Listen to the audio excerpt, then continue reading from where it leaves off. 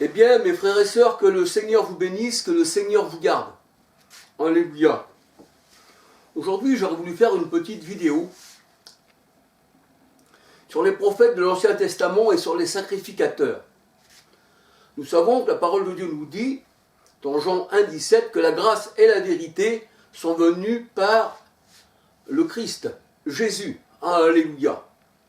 Dans l'Ancienne Alliance, il n'y avait aucune grâce, le Seigneur n'avait pas fait grâce aux prophètes et les sacrificateurs de l'Ancienne Alliance, mais il a fait grâce au peuple et à ses enfants dans la Nouvelle Alliance. Alléluia. L'Ancienne Alliance, la loi de Moïse, c'était une sacrificature qui emmenait le peuple à la mort. La loi était bonne, c'est ce que nous dit la parole de Dieu, mais l'homme, voué au péché, ne pouvait pas accomplir tous les désirs de la loi. Alléluia. Mais dans l'Ancienne Alliance, nous voyons que les prophètes parlaient ainsi. Alors, quand le Seigneur les envoyait, il disait « Ainsi parle l'Éternel ». Alors, quand on écoutait ces prophètes, quand ils disaient « Ainsi parle l'Éternel », ce n'étaient plus les prophètes qui parlaient, mais c'était l'Éternel qui parlait à travers les prophètes. Alléluia. Et j'aurais voulu répondre à Daniel, qui m'a laissé un commentaire sur la chaîne Le pouvoir de la langue, une de mes chaînes, la chaîne numéro 1, Le pouvoir de la langue. Et il me dit alors que les prophètes étaient dans l'erreur et qu'ils étaient dans le mensonge. Alors ces prophètes par eux-mêmes, bien sûr, ils n'avaient pas la vérité. Il fallait que le Seigneur se saisisse des prophètes pour qu'ils puissent dire « Ainsi parle l'Éternel ». Nous voyons que l'esprit était temporaire dans la parole de Dieu. L'esprit n'était pas permanent. Nous voyons dans le psaume 51, verset 1, et on peut suivre le psaume 51, le chapitre, eh bien on voit que même David avait péché en prenant la femme d'Uri, il avait fait tuer Uri son serviteur, et nous voyons qu'il avait un grand péché, et David disait « Ne me retire pas ton Esprit Saint ». Et il savait, David, qu'il avait grandement péché. Pourtant, David, c'était un enfant de Dieu selon le cœur de Dieu. Alléluia. David était le bien-aimé, en fait. Mais on voit que David, son péché était constamment devant lui. Et pour que le péché soit ôté, il fallait attendre vraiment la nouvelle alliance, l'agneau qui enlève le péché du monde. Jean 1, 29. Alors, nous voyons dans la parole de Dieu qu'il y a des prophètes comme Samuel, et bien que le Seigneur envoie, et nous voyons bien qu'il soit un prophète, qu'on l'appelle le voyant, dans 1 Samuel 9, 9, parce que le prophète devait regarder aussi au cœur, comme l'Éternel regarde au cœur, mais pas regarder l'apparence. Et là, nous voyons que quand le Seigneur envoie Samuel pour oindre David, et comme il ne connaît pas David, il pense que c'est Eliab, parce que pourquoi? Il a une grande taille, il paraît élégant. Mais le Seigneur il dit non, Samuel, celui-ci ne regarde pas à sa taille, je l'ai rejeté. Et l'Éternel ne considère pas ce que l'homme considère. L'Éternel regarde au cœur, mais ne regarde pas à l'apparence. Donc on peut voir que Samuel était charnel, il regardait à l'apparence, il regardait à la grandeur de l'homme, à la taille, à son prestige. Mais le Seigneur ne regarde pas à la taille, à l'apparence, il regarde le cœur. Parce que c'est l'Éternel qui connaît les pensées des hommes et le cœur des hommes. Alléluia. Gloire au Seigneur. Alors on va se laisser guider un peu par la parole de Dieu. Alléluia. Pour qu'on puisse comprendre un peu ce que le Seigneur veut nous montrer par là. De l'ancienne alliance et de la nouvelle alliance. Alléluia. Dans l'ancienne alliance, le Seigneur eh bien, il trouve Israël comme une génisse, comme une femme qui aurait abandonné son époux et qui serait tournée vers les dieux d'Égypte et qui avait beaucoup d'amants. Elle mettait du fard à ses yeux pour plaire à ses amants. Alléluia.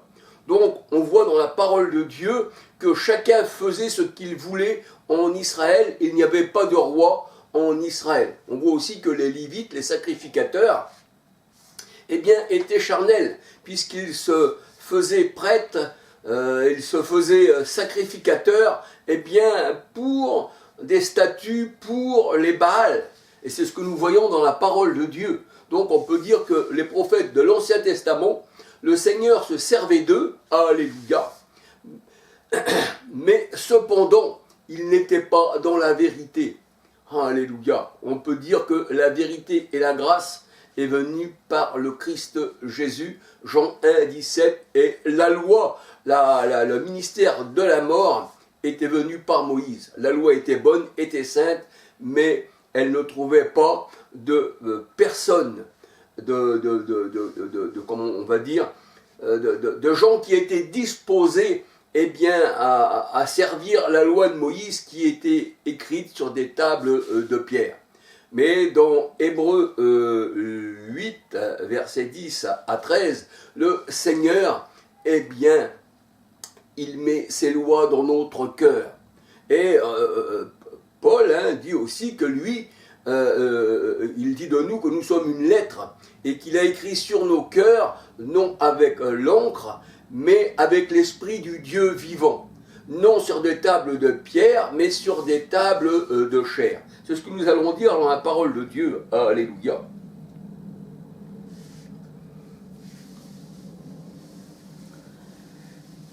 Alors on peut dire que dans l'Ancienne Alliance, les sacrificateurs, les prophètes, eh bien, n'avaient pas trop de discernement pour discerner les esprits, pour discerner les choses.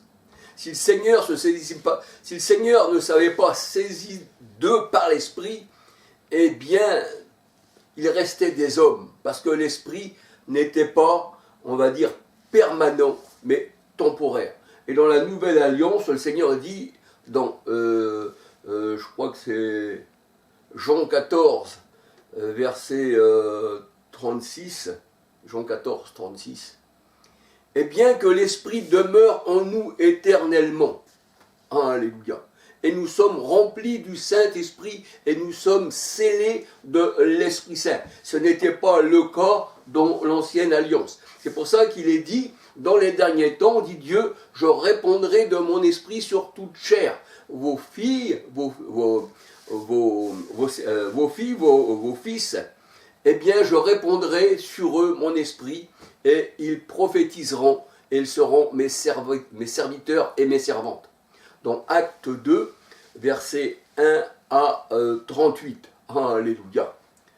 Et c'est pour ça, pour être pardonné des péchés, Israël, qui avait péché par les dieux d'Égypte, en allant en Égypte, eh bien, devait invoquer le nom du Seigneur. Quiconque invoquera le nom du Seigneur, Yeshua, Messia, sera sauvé, car il est l'agneau, Jean 1, 29, qui ôte le péché.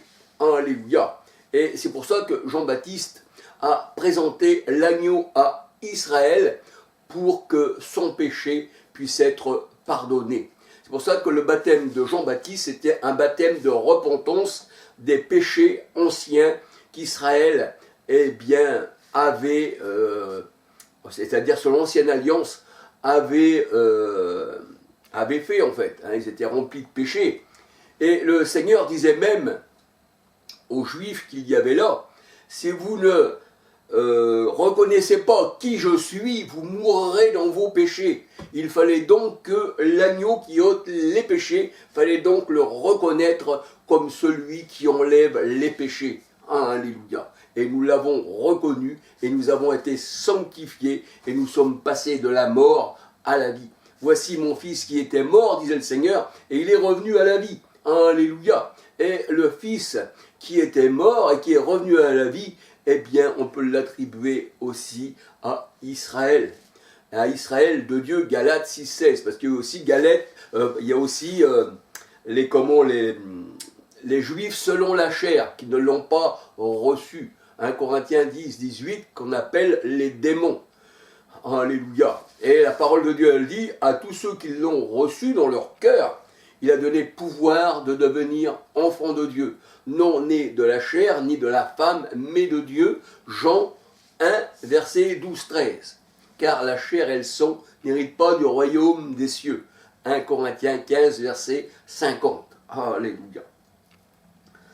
Donc, on voit que Israël avait besoin d'un agneau, un baptême de repentance pour que les péchés soient ôtés. Mais la parole de Dieu, elle dit, le Christ, il est venu chez les siens.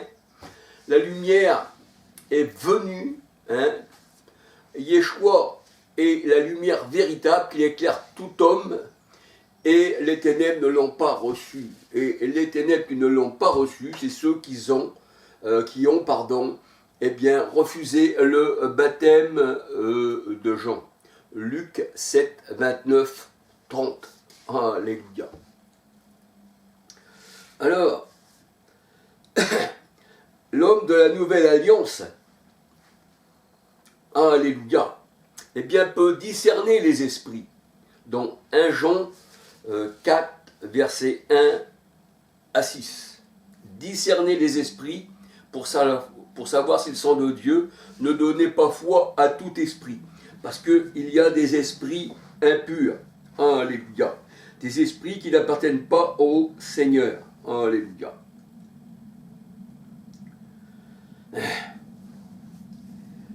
Alors, nous voyons que quand le Seigneur envoya Samuel pour oindre David, et que Samuel, voyant la grandeur d'Eliab, dit, c'est sûrement celui-ci que l'Éternel a choisi. Mais lui avait choisi Eliab, mais l'Éternel avait choisi David. Alléluia. Et David, son nom veut dire bien-aimé. Et il était le bien-aimé du Seigneur. 1 Samuel 16, versets 6, 7, 12, 13. Alléluia.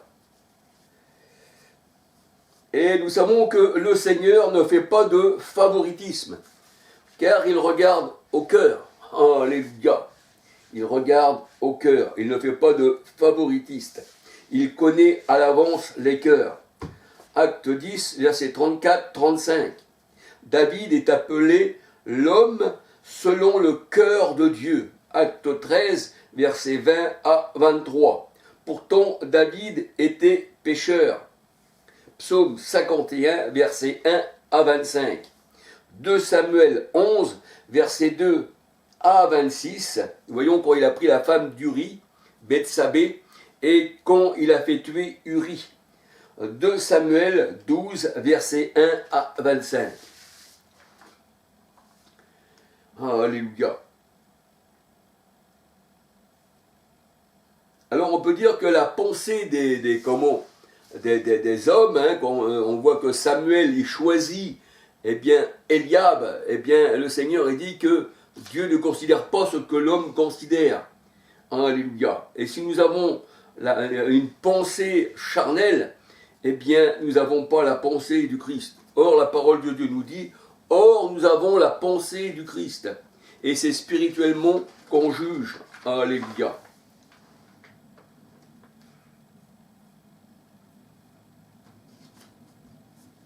Alors on peut dire que David, homme de Dieu, avait fait le péché, mais comme le péché était constamment devant lui, David se repent de son péché. Alléluia. Dans le psaume 51, versets 5, 6, 7. En fait, les prophètes et les sacrificateurs, il leur fallait un temps de réflexion. Il fallait que l'Esprit les saisisse et qu'ils parlent de la part de Dieu. 1 Samuel 16, 13. Alléluia. Lorsque David projeta de construire une maison à l'Éternel, le prophète Nathan répond au roi David, « fais tout ce que tu as dans le cœur, car l'Éternel est avec toi. Nous voyons que le prophète Nathan dit à David, fais tout ce que tu as dans ton cœur, car l'Éternel est avec toi. Donc là, le prophète Nathan parle simplement de son propre chef. Alléluia. Mais lorsque l'Éternel parle à Nathan, il va retrouver David et lui dit, Alléluia. La nuit suivante, la parole de l'Éternel fut adressée à Nathan. La nuit suivante, va dire à mon serviteur David, ainsi parle l'Éternel. Pour ça, ainsi parle l'Éternel, pas ainsi parle Nathan. Alléluia. Est-ce toi qui me bâtira une maison pour que je fasse ma demeure? Mais je n'ai pas habité dans une maison depuis le jour où j'ai fait monter les enfants d'Israël hors d'Égypte jusqu'à ce jour. Alléluia. Mais on peut dire que la maison du Seigneur, eh bien, il n'habite pas dans des maisons faites de main d'homme. La maison, eh bien, de pierre, ce n'est pas la maison qui est faite de chair, notre corps, le temple du Saint-Esprit, car Dieu habite en nous par l'Esprit Saint, 1 Jean 4, 13, et celui qui s'attache au Seigneur est avec lui un seul esprit, 1 Corinthiens 6, verset 13 à 19, Alléluia. Et nous voyons que la maison est spirituelle, elle n'est pas charnelle. C'est pour ça qu'il est dit dans Matthieu 16, 18 que c'est le Seigneur qui bâtit la maison. Et si d'autres la bâtissent sans l'accord du Seigneur, c'est en vain que bâtissent les maçons, dit le Seigneur. Si l'Éternel ne bâtit la maison. Matthieu 16, verset 18. 2 Samuel 7, 1 à 14. Alléluia. Il faut que ça soit l'Éternel qui bâtisse la maison et qu'on soit bâti sur le fondement des apôtres. Nous sommes, eh bien, une maison spirituelle, des pierres spirituelles. Éphésiens 2, versets 11 à 23. Alléluia. Alors nous voyons que les prophètes n'avaient pas l'esprit en permanent. L'esprit n'était pas permanent chez les anciens prophètes. L'esprit saisissait les prophètes. Samson, qui était juge, montait à Delilah. Il lui montait, il ne lui disait pas la vérité. On voit que après ça, il lui dit la vérité, et c'est là que Samson, eh bien, fait découvrir le secret de sa force à Delilah et aux Philistins par la suite. Parce que c'était l'Éternel qui était sa force. Quand l'Esprit de Dieu saisissait Samson, il avait une force incroyable. Et quand l'Esprit de l'Éternel se retirait de Samson, il devait être comme un autre homme. Il était faible, sans force. Parce que ma force est dans l'Éternel. Non par la lance, non par le cheval, dit l'Éternel, mais par mon esprit. Alléluia. Alors nous voyons que les prophètes n'avaient pas l'esprit en permanence. Nous voyons aussi que Samson, qui était juge, qui faisait partie de la tribu de Dan. Dan, c'était la tribu des juges, comme Daniel, qui veut dire, eh bien, Dieu juge. Daniel signifie Dieu est mon juge ou Dieu juge. Eh bien, à force de harcèlement, bien qu'il montait à Delilah pour pas trahir le secret, eh bien, Samson finit par révéler les secrets de sa force, qui était l'Esprit de l'Éternel. Juge 15, verset 14. Juge 15, verset 14. Juge 16, verset 1, 5, 6, 16, 17, 18, 19, 20, je dis bien 20, 28. Et on peut dire que l'esprit du Christ, eh bien c'est lui qui était dans les anciens prophètes. 1 Pierre 1, verset 10, 11. L'esprit des anciens prophète, c'était l'esprit du Christ. Et quand David, il dit « Ne me retire pas ton Esprit Saint », le Seigneur dit aux pharisiens « De qui suis-je le fils ?» Eh bien, de David. Mais alors, pourquoi David, poussé par l'Esprit Saint, l'appelle son Seigneur? Alors, s'il est son Seigneur, ça ne peut pas aller que le Seigneur Jésus-Christ soit fils de David. D'ailleurs, le Seigneur, il est sans généalogie. Alléluia. Hébreux 7.3. Il est sans père, sans mère, sans généalogie. Si on donne une généalogie, c'est que on voit ceux qui sont élus du Seigneur, comme la race d'Abraham que j'ai élue, comme Jacob, comme Isaac. Race d'Abraham, alléluia, et le Dieu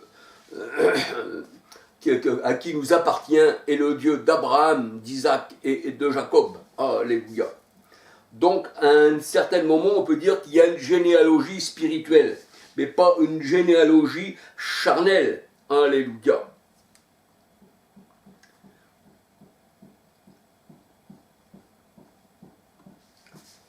Alors, on peut voir encore que le roi Saül, après avoir été rejeté du Seigneur, et pourtant Samuel, il pleurait Saül. Le Seigneur a dit, ne pleure pas sur lui, je l'ai rejeté. Donc nous voyons qu'il arrive à avoir un discernement.